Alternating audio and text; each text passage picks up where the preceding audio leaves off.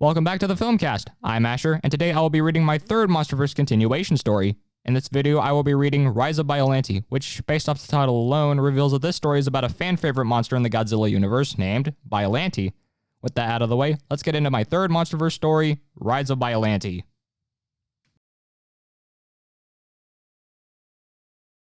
The movie starts with the USS Argo, Monarch's flagship, flying to Luzon Island in the Philippines, where another outpost is stationed. The Argo is a large aircraft that is shaped like a stealth bomber, but only much larger. The Argo is large enough to hold Ospreys inside of it and is armed with a large array of missiles. This outpost, titled Outpost 89, is where the rose that was recovered in Siberia has been placed and studied. Aboard the Argo includes High Monarch personnel such as Mark, Madison, Chen, Sam, and Rick. They arrive at the outpost and are escorted to see that the rose has grown exponentially and has even started forming a body. The rose by now is around 8 feet tall and has formed tentacle-like appendages. The rose has been given a name, Biollante, which was suggested by Chen.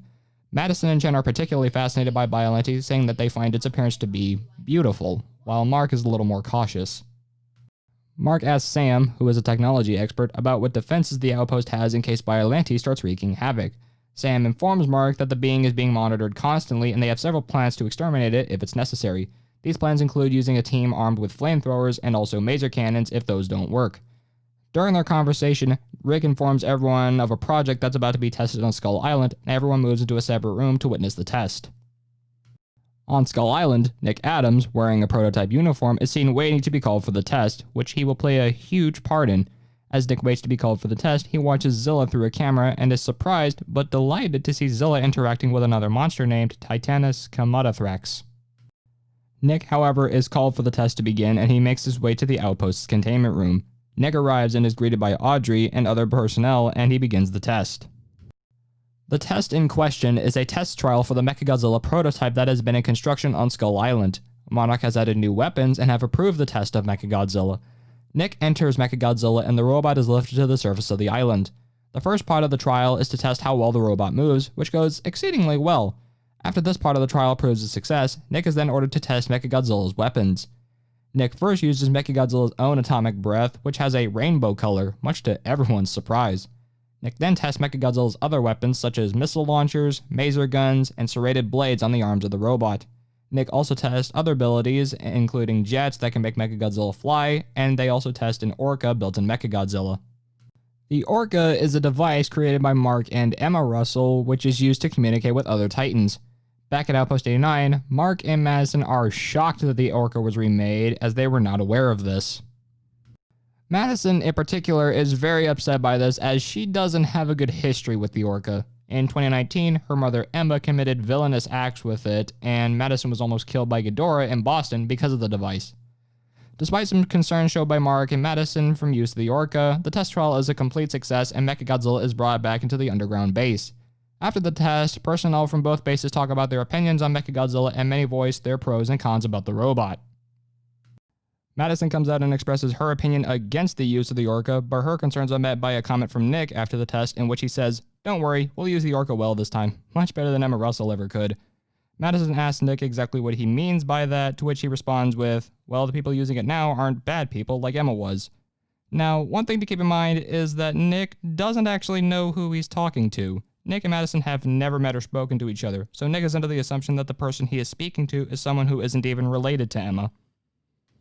Madison, who is offended and angered by what Nick said, responds by identifying herself, much to Nick's surprise. Nick at first attempts to apologize, but things get personal when Madison says to him, "What did my mom ever do to you?" Nick gets upset by this question, to which he firmly explains that his father, whom he loved dearly, is dead because of Emma's actions, which is why he hates her so much. Before the argument gets too heated, Mark and Audrey interfere by pulling their child away. Audrey first takes Nick into a separate room and then asks Nick to tell her what was happening, as she was in a different room during the argument.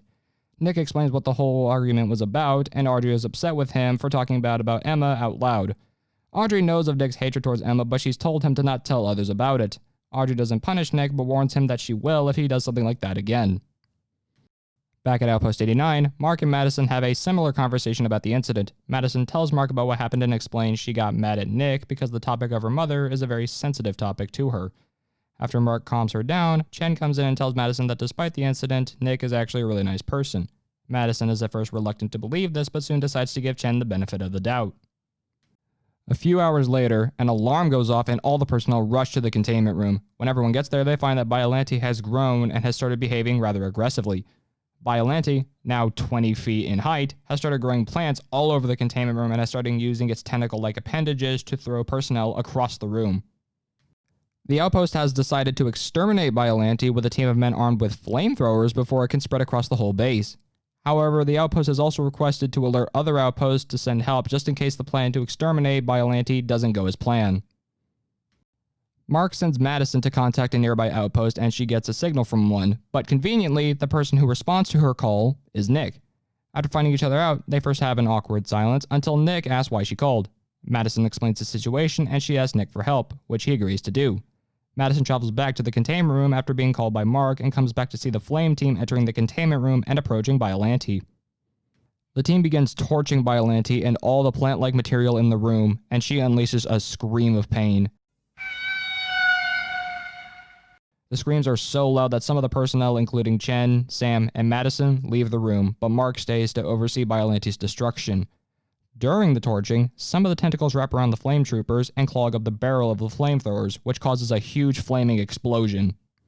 The explosion is so great that its flames and shockwave spreads right into the outlook of the containment room, which is where Mark is present in. Mark and all the other personnel are thrown back by the explosion, and everyone who previously left rush back in to check on the wounded personnel. Chen, Madison, and Rick help Mark to his feet and begin carrying him, but stop when they hear a sound coming from the smoke covering the containment room. Out of the smoke, tentacles appear and proceed to grab the other wounded personnel and pull them into the smoke. Everyone is horrified by this, knowing Biollante is still alive, and they attempt to run for their lives while carrying Mark to safety. The outpost starts getting swarmed by plants spreading everywhere, and personnel begin running to Ospreys to escape to the Argo. As everyone attempts to flee, Rick attempts to send out an SOS, but it's very short before he has to run. Luckily though, Nick picks up the SOS. Nick hears the SOS and first tries to contact personnel at the outpost, but gets no response. The remaining personnel reach Ospreys and fly off to the Argo as Biollante starts rising from the peak of Mayan volcano and letting out a roar. Nick, wanting to find out what's happening, gains access to the outpost security cameras and after looking through some, finds one on the outside of the outpost. Nick looks and freezes, seeing Biollante exceeding 100 feet in height as she breaks out of the top of the volcano. Seeing this, Nick sounds an alarm and all the personnel, including Audrey, rush to his position and see what's happening at Outpost 89. Biollante makes her way out of the volcano and spreads her appendages all over the volcano and eventually starts spreading across all of Luzon Island. Back on Skull Island, the Argo makes a landing and all the personnel inside are escorted into the outpost on the island. As Mark is taken to a medical center, the rest regroup with the personnel in the command center and discuss over what to do to deal with Biollante. Audrey informs the group that after Nick alerted the base of Biollante, she called a group of Mazer teams to prepare to fight and destroy Biollante. Mark, who has been healed in the medical center, walks in and is informed of what's going to happen with Biollante, which he is fully supportive of. Mark also suggests if it's better to use Mechagodzilla to destroy Biollante, but is informed by Nick that Mechagodzilla is still being worked on and would take a lot of time to prepare before being sent into action. With the use of Mechagodzilla currently out of the picture, Monarch first begins relying on the Mazer teams to finish off Biollante while she is still rather small. The scene cuts to a squadron of Ospreys flying toward Luzon, and the camera shows Biollante still growing on top of Mayan volcano and continually spreading her plant appendages all over Luzon. The Ospreys land and drop off Monarch troops and tanks which are armed with high-powered Mazer cannons, and everyone sets up to begin firing at Biollante. Back at Outpost 33, everyone on Skull Island is watching the task force through cameras on the soldiers who have landed at Luzon. After the soldiers inform Outpost 33 that they are ready to fire, they are given the order to shoot at Biollante. The tanks fire their Mazer cannons at Biollante, and at first, the cannons seem to work. Biollante starts screaming in pain from the guns as they keep firing at her. As the barrage of lasers continue hitting Biollante, the ground starts shaking, much to the concern and confusion of all the Monarch personnel on the island. The shaking grows aggressively, almost like an earthquake, and then suddenly, a number of giant tentacles with sharp mouths rise from the ground, much to the shock of everyone on the island. The tentacles attack the task force and start to overwhelm all the personnel. The tanks fire at the tentacles and manage to kill a few, but they eventually get completely overrun. The tentacles eat some of the soldiers, while others just grab them and throw them around. The tentacles also grab, throw, and destroy all the tanks and Ospreys, leaving the entire task force in ruins. Biollante, now having completely destroyed the Monarch force, spreads her plant appendages over the entire island, effectively taking over Luzon. Biollante begins absorbing energy from the volcano, and once she's got enough, uses her tentacles as arms to move herself down to the base of the volcano. Once Biollante reaches the bottom, she starts metamorphosing into a form different from her original rose incarnation. Biollante by now has grown more than 400 feet in height and starts changing the look of her face, which alters her rose appearance. The rose petals on her head start falling off, and her jaw starts to elongate. Soon her face has completely changed and now bears the resemblance of a crocodile rather than a rose. With her transformation complete, Biollante lets out a loud roar into the air, claiming all of Luzon not only for herself, but as herself.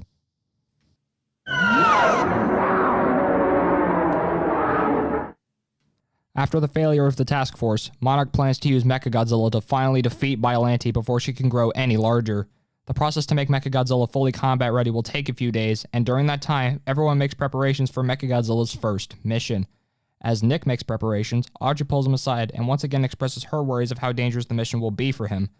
Nick reassures her that she doesn't need to be worried, but also that doing this mission is the right thing to do, even if it is dangerous. A few hours later, some news pops up which involves Biollante beginning to use her appendages to overrun the other islands of the Philippines. Something that Monarch also finds out is that Godzilla has been heading towards Biollante after her roar over the defeated task force. Some personnel suggest that instead of Mechagodzilla, Godzilla could solve the problem with Biollante and defeat her. After much thought, personnel at Outpost 33 decide to postpone the use of Mechagodzilla by a few days to ensure that everything works and nothing will break down when it's time to send Mechagodzilla into action. The next day, Biollante completely conquers the entirety of the Philippines, and Godzilla is still making his way to her with the intent of fighting her. Monarch personnel then begin to wonder if Biollante can conquer any more land since the Philippines are completely surrounded by ocean, and soon they get their answer. Monarch personnel soon get reports of the mouth tentacles rising in neighboring islands and even in Malaysia, and determine that the tentacles reach these areas by traveling underground in the hollow Earth. The hollow Earth is a theory that suggests the interior of Earth is hollow. This would allow creatures like Godzilla and the tentacles to travel under the Earth rather quickly than on the surface. Monarch begins to panic over this, realizing that if Biollante could spread to the other islands, then she could potentially spread across the entire planet. A few days later, on another section of Skull Island, Zilla rises out of the water with a few whales in his mouth. Ever since the events in New York City, Zilla has grown to 200 feet in height, his spines have grown taller, and Zilla has become more mature and less childlike, but still retains some of those traits. Zilla walks through the forest and carries the whales to a monster sleeping on the ground named Kamatathrax. Kamatathrax is a female titan living on Skull Island that is very similar to a Komodo dragon. She and Zilla are the same size, and though she normally walks on 4 legs, she can also be bipedal if she needs to be. Zilla has become mates with Kamatathrax and is bringing her the whales as a gift. The two monsters happily interact with each other, but this is cut short when they feel the ground begin to shake. The two look around to see what's causing the shaking, and then a group of tentacles rise from the ground. Zilla, out of instinct, gets in front of Kamatathrax with the intention of defending her, and he begins fighting the tentacles. Zilla at first completely destroys them using his claws, tail, and atomic breath. As Zilla fights the tentacles, more and more of them come out of the ground and start wrapping around him. As Zilla starts getting overwhelmed, Kamatathrax goes in, rips the tentacles off of Zilla, and then starts fighting them as well. Together, Zilla and Kamatathrax fight off the tentacles, and soon, the tentacles actually retreat from the island when they realize they can't beat the two. After the tentacles fall back, Zilla and Kamatathrax let out a victory roar, but Zilla decides to give chase to the tentacles.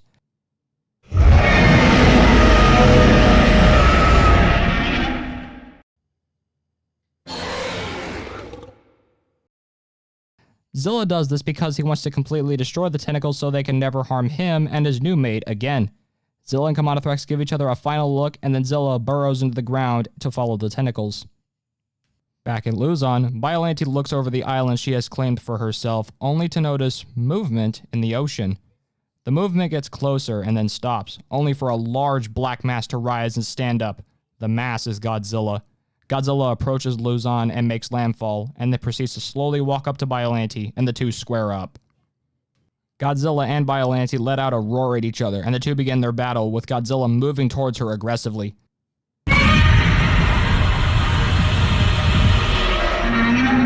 Godzilla charges up his atomic breath and fires it at Biollante, and the beam strikes her in the chest, which knocks her back and even burns her.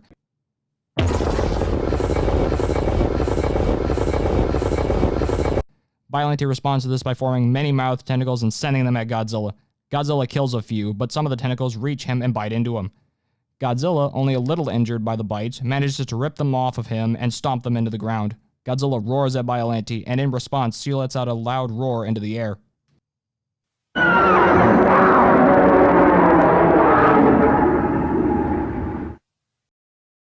Meanwhile, on other islands and in Malaysia, the tentacles continue attacking people and conquering land. The tentacles suddenly stop when they hear Biollante's roar in the distance. The tentacles then retreat into the ground with the intent of returning to Luzon to protect Biollante from Godzilla. Back on Luzon, Godzilla starts moving closer to Biollante while continually facing resistance from the ever-growing number of tentacles rising from the ground. The two engage in close quarters combat, and Godzilla starts getting the advantage over Biollante. The tides start turning when Biollante pushes Godzilla back and launches some sharp vines at him. During the struggle, several vines stab Godzilla. He roars in pain, and Biollante takes the opportunity to fight back. Biollante uses her tentacles and vines to wrap around Godzilla's legs, arms, and neck. Biollante starts winning the battle by holding down Godzilla and even wraps a vine around Godzilla's mouth to prevent him from using his atomic breath. Biollante then starts charging up, seemingly to use a beam attack of her own, and Godzilla, unable to move from the vines, can only watch. Godzilla begins charging up, and Biollante does too, but both stop when they feel the ground begin vibrating. Godzilla stops and notices Biollante looking around confused and realizes that she isn't the one behind the ground shaking. Out of nowhere, Zilla comes out of the ground and roars at Biollante, realizing she is the source of the tentacles. Godzilla takes this as an opportunity to fully charge up, and he unleashes an atomic pulse. This pulse attack burns the tentacles off of him and knocks back Biollante. Biollante raises her head and fires her acidic breath at Godzilla, which knocks him back and burns him.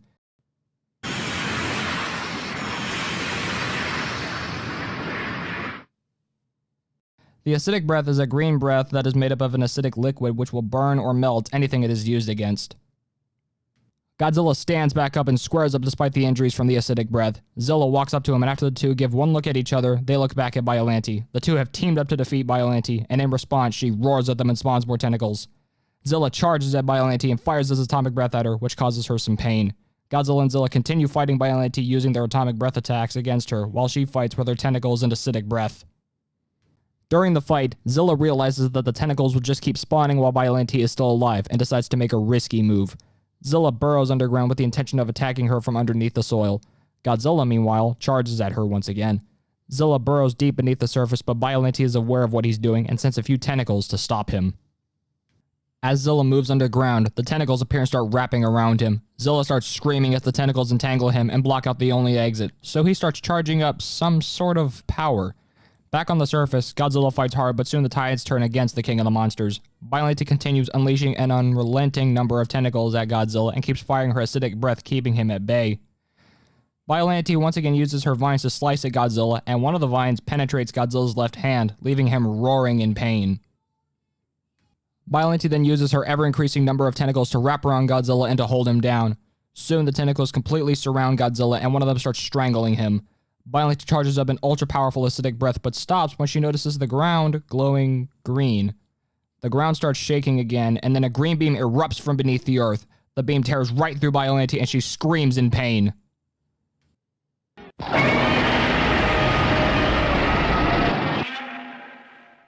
Zilla rises from the ground, alive but wounded, and covered with dead tentacles falling off of his body. Zilla was able to get out because his attack he was charging up for was a sort of shield power he possesses. This attack covers Zilla's body with his energy, so any creature that touches him will either die or get burned. Zilla then burrowed upward, and after reaching the bottom of Biollante, charged up his breath attack and fired at her. Biollante lets out a scream of pain, which causes her to loosen her grip on Godzilla, allowing him to break free. Biollante bends down as she barely has the strength to stay up. Godzilla roars at her and charges up his atomic breath to finally finish her off. Biollante makes one last-ditch attempt to fight Godzilla. She thrusts herself at him, opens her mouth, and chomps down on his head.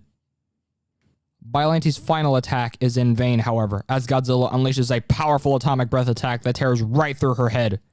Godzilla is freed from Biollante's grasp as she falls to the ground. Godzilla looks down at her as she looks back up at him with little life left inside of her. Biollante lets out one last breath and dies, resulting in all the tentacles dying too. Godzilla and Zilla use their atomic breath attacks to set Biollante, the tentacles, and all her plants ablaze. As Biollante's corpse rests in flames, little sparks start rising from her body into the sky. Godzilla and Zilla then start walking to the coast. The two stop and let out a victory roar and make their way into the ocean. The two swim off and go their separate ways. Monarch personnel, who have been watching the battle through a drone with a camera, breathe a huge sigh of relief now that Biollante is dead. The plan to use Mechagodzilla is called off and people begin celebrating the victory.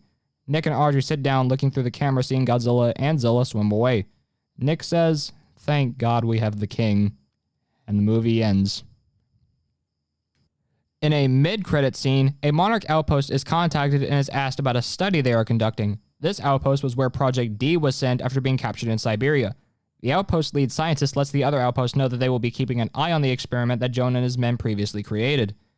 The experiment is revealed to involve a colony of little prehistoric crustaceans that were found in the Gulf of Mexico. The Gulf of Mexico was where the oxygen destroyer was used in 2019, and the blast of the oxygen destroyer awakened and mutated the colony. Before the credit scene ends, the name of the outpost housing the crustaceans is revealed. Outpost 95.